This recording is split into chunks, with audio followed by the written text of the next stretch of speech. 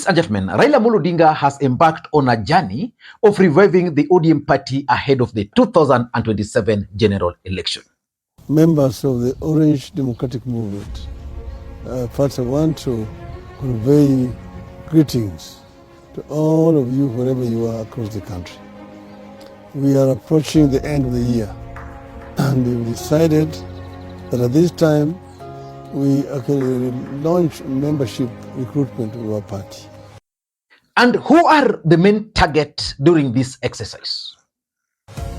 ODM, as you know, is a growing political party, and therefore we give an opportunity to those younger people who have never had opportunity to register as members to do so. And for how long is this exercise going to take place? We're going to launch the membership recruitment drive in Siaya, Kababa tomorrow. After that, we'll do the same exercise in Homa Bay on Monday. And thereafter we'll come again to Gori, to Kisii, to Nyamira, to Kisumu to complete Nyanza. But the exercise will be launched across the country. So members can register at party branches across all the constituencies in the country. We want this exercise to continue through the month of December, January, February, up to March. After that, we will close it. And what's the end result of the exercise? And then we will do the elections in all the counties of the country. We will elect officials from the smallest unit, which is the polling station. There you go to the ward. After that you go to the branch, which is the sub-county. And then you go to the county. And finally we'll end up with a national delegate convention, which will then elect the national officials of the party. You can actually also register online. In short, Raila Odinga is doing a complete cleanup of the ODM party. But two questions are coming to mind. The first question that we should ask ourselves is, will the name Raila Amolo Odinga be on the ballot in 2027? And if the name Raila Odinga will be on the ballot in 2027, will he be able to win the presidency? And what will be the implication on other Azimio presidential hopefuls like Kalonzo Musyoka? So that's the first question that comes to mind. The second question that comes to mind is that in case Raila Odinga will decide not to run for the presidency, who will he endorse? Will he go with Ruto? Will he decide to settle on Stephen Kalonzo Musyoka? Of course, we all remember that just the other day, Raila Odinga endorsed Stephen Kalonzo Musyoka in quotes. Sasa bado jamaa hawajaelewa. Bei inazidi kupanda kila siku. Lakini mimi nitakuja kuongea baadaye. Sawa sawa? Sawa sawa? Sasa hapa niko na ndugu yangu, rafiki yetu. Yeye ndio Buru amealika yeye siku ya leo kama mgeni maalum. Huyu jamaa tumetembea naye pamoja. Tulikuwa naye pamoja kutoka wakati ile ya KANU. Alikuwa KANU huko. Tukaenda naye, tukaunda chama pamoja na yeye, inaitwa LDP. Tukaingia pamoja kwa NARC. Tukaenda naye pamoja kwa ODM. Tumesimama naye pamoja. Mara mbili tumesimama naye pamoja. Tumepigana na hatujashindwa. Kila mara kwa mara tumekuwa tunanyang'anywa tu. Yeye amesimama na mizizi kidete. Hata mara hii ya mwisho hakuchaguliwa kama mgombea mwenza na yangu, lakini alibaki na sisi. Alibaki na sisi. Jamaa ana moyo. Jamaa ana ukakamavu. Jamani, mtu ambaye unaweza kumwamini. Yeye ni mtu mwaminifu. So in this video, I want to analyze the real reasons why Raila Odinga is embarking on a journey of reviving the ODM party. But before we do that, for those who are watching this channel for the first time, please take a second or two, click that subscribe button so that next time we produce a video like this, YouTube will automatically notify you. And to the subscribers, I want to continue thanking you guys for your continued support. Because without that support, this channel cannot be where it is. Ladies and gentlemen, without any further ado, allow me to dive in. Why do you think Raila Odinga is revamping ODM party? For me, number one is the 2027 general election. Is the 2027 general election. A strong ODM party is good for Raila Odinga. And a strong ODM party is good for Azimio. And for Raila Odinga to succeed in 2027, whether it's going to be on the ballot or not, ODM as a political party must be very strong. Without a strong ODM party, the influence of Raila Odinga is actually going to go down in 2027. But the main reason why he's revamping the party ahead of the 2027 general election is because of these three other reasons. Number one, members of parliament. For Raila Odinga to succeed, and for Raila Odinga to avoid the traps that Uhuru Kenyatta entered into, he must ensure that even if he will not be on the ballot, that ODM party will be able to win quite a number of members of parliament, senators, governors, and the county assemblies. That is the bottom line. Because with that, it means Raila Odinga and ODM party will be able to bargain.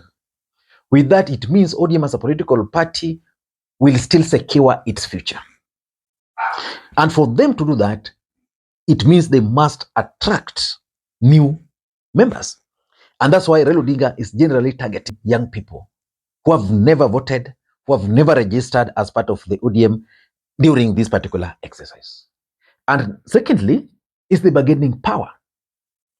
Okay, let's assume Raila Odinga will not be on the ballot. Okay? There's the offer from Ruto, then there is the offer from Kalonzo. Those offers can only come if ODM as a political party is strong. And that can always be conducted. Most of these political parties will conduct opinion polling. So ODM must remain strong for it to bargain. Whether Raila will be on the ballot, if Raila will be on the ballot, then it also means that Raila Odinga and ODM party must be very strong, because you can't run for the presidency without a strong political party. And with a strong political party, it means you can enter into coalition agreement, but from a point of strength. And the other reason why Raila Odinga is reviving the ODM party, if you ask me, is the possibility of the name Raila Odinga being on the ballot. Yesterday, Raila Odinga was in my constituency of Nyakach, and I listened to the speeches from the leaders, ODM leaders. Most of them are piling a lot of pressure on Raila Odinga to contest for the presidency again. The truth of the matter is that the moment Raila Odinga will be contesting, for them, they'll be safe. Because who will oppose Raila Odinga if he's running in Nyanza? Nobody. So there's that possibility. So they want to strengthen ODM party as they weigh things up. The second reason why Raila is revamping the ODM party is that Raila Odinga wants to consolidate his strongholds. You see, immediately after the last election, William Ruto embarked on a journey of targeting Raila Odinga's strongholds. The coastal region, Nyanza, and the Luhya Nation. He has tried everything possible to win those regions, but those regions are still adamant. But Raila Odinga is now coming out to try and recapture or to regain the region, to consolidate them. According to the timetable that Raila Odinga just talked about there, the exercise will go on from December until March. which means between December and March, we are likely to start seeing ODM activities across the country. Like yesterday, Raila Odinga was in Siaya. You are likely to see him in Homa Bay tomorrow, the way he has said. Then you'll see me in Nyamira. Once Nyanza is done, I'm sure Raila Odinga will pick either Coast or Western Kenya, and then they'll conduct the party elections there, moving up to the national level. So it's a strategy to consolidate, so that those who want to participate in the 2027 election on ODM party and in ODM strongholds, this would be their time to start realigning themselves. Very, very important. Number three, I also tend to think that Raila Odinga wants to use these party elections to actually kick out ODM rebels from the ODM party. For example, let me just use a case of Jalango, for example. Assuming Jalango is an official of the ODM party in Langata and is working with Ruto, is there anything good he can want for ODM party? So, which means ODM will have to get a replacement for him because he's already gone. The other case is Tom Ojienda. Do you think Tom Ojienda can actually want good things for ODM in Kisumu County? That Tom Ojienda would want ODM to be a very strong party in Kisumu County. He can't. But here's these people in Kisumu County who are, some of them are officials of ODM party, who are sympathetic to him. So this is the opportunity for Raila Odinga to kick out those rebels and their allies from the affairs of the party. So that you'd rather have 5 loyal individuals than have 10 unloyal individuals who would pretend to be with you. Then when the right time comes, they will leave. So I think Raila Odinga is doing that cleanup, if you ask me. Number 4, why he's doing this is basically part of his strategy to counter Kenya Kwanza moves in ODM strongholds. Kenya Kwanza are going to conduct their party elections in December. I'm not sure whether it's going to happen. I don't see it happening. Then, in ODM strongholds, they've been very busy with the recruitment exercise, recruitment drives, So Raila Odinga is telling them that I'm also here. He was in Siaya. He's in Homa Bay tomorrow. I don't know the next county is going to come to, but the thing is trying to counter Kenya Kwanza moves in ODM strongholds. And lastly is the political parties' funds. How much do you think ODM party earns from the political parties' funds? A lot of money. And that money can always increase with the number of members of parliament, with the number of senators, with the number of MCS, and of course with the numbers they add. Which generally means that for ODM as a political party to continue receiving the political party's funds, they must be in a position to win as many seats as possible. You can only win as many seats as possible as a political party by doing a few things. One of them is the ideology. You must convince your members to vote for you based on what you stand for. I'm not sure whether ODM today has something they can tell people that for us, we stand for this. Then the other thing you need is to have the numbers. Of course, Kenyan politics has been turned into just a game of numbers. You must have the numbers, and numbers can only be reflected in or during elections.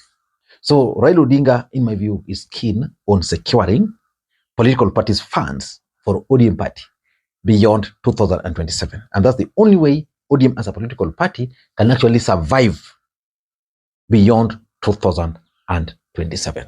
I don't know what you think. That's my take. Until next time, this is Lee Makwiny. Bye-bye, and may you have a good day.